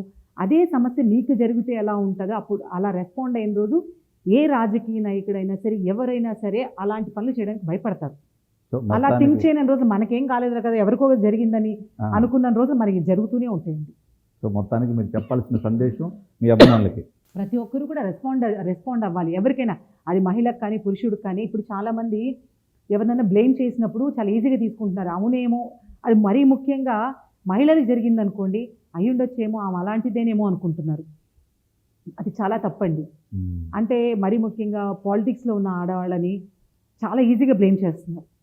అలా బ్లేమ్ చేసినప్పుడు వాళ్ళు కూడా ఏమో మనకెందుకులే అయ్యుండొచ్చు కదా అని అనుకుంటున్నారు. అలా కాకుండా కొద్దిసేపు ఒక 5 నిమిషాలు దాని గురించి ఆలోచించి విషయం తెలుసుకొని దాని గురించి రెస్పాండ్ అయితే ఇంకొక మహిళ గురించి వాళ్ళు మాట్లాడే ధైర్యం చేయరండి. అలా మనం అవ్వనంత కాలం ఖచ్చితంగా మహిళల మీద ఇలా జరుగుతూనే ఉంటుంది. ఉమ్. ముఖ్యంగా ఆ రాజకీయంగా యాక్టివ్‌గా ఉన్న మహిళల మీద మరీ ఎక్కువగా ఉంటుంది. కాబట్టి ప్రతి ఒక్క మహిళ కూడా ఎవరి మీద అన్నప్పుడు వాళ్ళు యాక్టివ్‌గా ఉన్నారు, వాళ్ళు పని చేస్తున్నారు కాబట్టి వాళ్ళ మీద ఇలాంటివి జరుగుతోంది అని వాళ్ళు మోరల్ సపోర్ట్ ఇవ్వగలిగిన రోజులు ఇవ్వగలిగినప్పుడు ఎవ్వరు కూడా ఇంకో మహిళ జోలికి రాకుండా ఉంటారండి. Super madam. ఫైనల్గా ఏంటి మేడం, నాకు తెలిసి 50+ మీకు ఇప్పుడు 52 అండి. ఎలా మేడం ఇప్పటికి స్టిల్ 30 లాగా ఉంటారు? ఏం లేదండి. రాజకీయాల్లో తిరిగి ఆ ట్రస్ట్కి కొంతమంది అయితే గందరగోళం అయిపోతుంటే మీరు ఇంకా ఇలానే ఉన్నారు. ఏంది, ఏమైనా రహస్యాలు ఏమైనా ఉన్నాయా? ఏం లేదండి. పర్వాలేదు చెప్పండి మేడం. ఏది ఏదైనా. ఏం లేదండి. ఆ. నేను అసలు రాజకీయాల్లో ఉన్న రోజులు కనీసం ఎక్సర్సైజ్ చేయడం కానీ, వాకింగ్ కూడా చేసేదాన్ని కాదు. ఉమ్. ఇప్పుడంటే ఖాళీగా ఉంటాను కాబట్టి ఆడపాదాడపా ఎప్పుడైనా చేస్తాను కానీ, ఆ. అప్పుడైతే అసలు అది కూడా లేదు. హ్యాపీగా తింటాను. ఆ. అందులో స్వీట్స్, ఐస్ క్రీమ్స్ చాలా ఎక్కువ తింటాను నేను. ఇంకనైనా మీరు నెల్లూరులోనే ఉంటారా మేడం? అంటే ప్రస్తుతానికైతే తిరుపతిలో ఉంటున్నామండి. ఉమ్. తిరుపతిలో ఈయన సర్వీస్ అయిపోయిన తర్వాత డెఫినెట్‌గా నెల్లూరుకే వచ్చేస్తాం. ఉమ్. సొంత ఊరు ఇదే కాబట్టి. రేపు ఎలక్షన్స్ తర్వాత మీరు అనుకున్నట్టు మీ పార్టీ అధికారంలోకి వచ్చిన తర్వాత లేదండి, డెఫినెట్‌గా తెలుగుదేశం అధికారంలోకి రావాలి, వస్తుంది. ఉమ్. ఉంటానండి, ప్రజలకు అందుబాటులో ఉంటాను. ఎందుకంటే నేను ఈ సందర్భంగా ఖచ్చితంగా కోటమిరెడ్డి శ్రీధర్ రెడ్డి గారికి మాత్రం ధన్యవాదాలు తెలియజేయాలనుకుంటున్నానండి. ఇంకైతే ఎందుకంటే చెప్పండి ఆయనకి చెప్తాం మేము కూడా. లేదండి, ఎందుకంటే నేను పాలిటిక్స్ వద్దు, పాలిటిక్స్‌లో యాక్టివ్ లైఫ్ వద్దు అనుకోని బయటికి వెళ్ళిపోయిన దాన్ని ఉమ్. ఆయన for one or other reason ఆయన రావాలి, మీరు ఖచ్చితంగా ఉండాలి అని చెప్పి తీసుకొచ్చి అంటే నేను చాలా హ్యాపీగా ఫీల్ అవుతున్నానండి. ఒక 10-15 డేస్‌గా. ఎందుకంటే పబ్లిక్‌లోకి వెళ్ళి 10 ఇయర్స్ తర్వాత నేను దాదాపుగా 10-12 ఏళ్ళు అయిపోయిందండి నాకు పబ్లిక్‌తో టచ్ పోయి. పోయిన తర్వాత కూడా నేను ఈ 37, 38 2 వార్డుల్లోకి ఎప్పుడు వెళ్ళినా కూడా చాలా ముసలి వాళ్ళు ఆల్మోస్ట్ బెడ్ మీద ఉన్న వాళ్ళు కూడా నన్ను గుర్తుపడుతున్నారు ఈ టైంలో అంటే చాలా హ్యాపీగా ఫీల్ అయ్యానండి. నిజంగా నేను గుర్తున్నానా అంటే వాళ్ళు పేరు పెట్టి మంచంలో ఉన్న వాళ్ళు కూడా పిలుస్తున్నారు. మీరు మిమ్మల్ని మర్చిపోయే ఫేస్ కాదు. చాలా అంటే నేను మళ్ళీ పబ్లిక్ లైఫ్‌లోకి వచ్చి నా ఆత్మీయులతో మళ్ళీ నేను కలవడానికి, నేను యాక్టివ్‌గా ఒకరికి సర్వీస్ చేయడానికి అవకాశం కల్పించిందని మాత్రం ఖచ్చితంగా ధన్యవాదాలు తెలియజేస్తానండి ఆయనకి. సూపర్. Thank you madam. మీరు ఏదైతే అనుకుంటున్నారో మీరు వేస్తున్నటువంటి బంగారు బాటలో ఖచ్చితంగా మీరు లాంగ్ టైం పయనించాలి. మీ ప్రజలకి ఖచ్చితంగా సహాయాన్ని అందించాలి. ముఖ్యంగా పేదవాళ్ళని పైకి తీసుకురావాలి. మేము మనస్ఫూర్తిగా మా సువర్ణ మీడియా తరఫున ఆకాంక్షిస్తూ సెలవు తీసుకుంటున్నాం. థ్యాంక్ యూ వెరీ మచ్ అండి.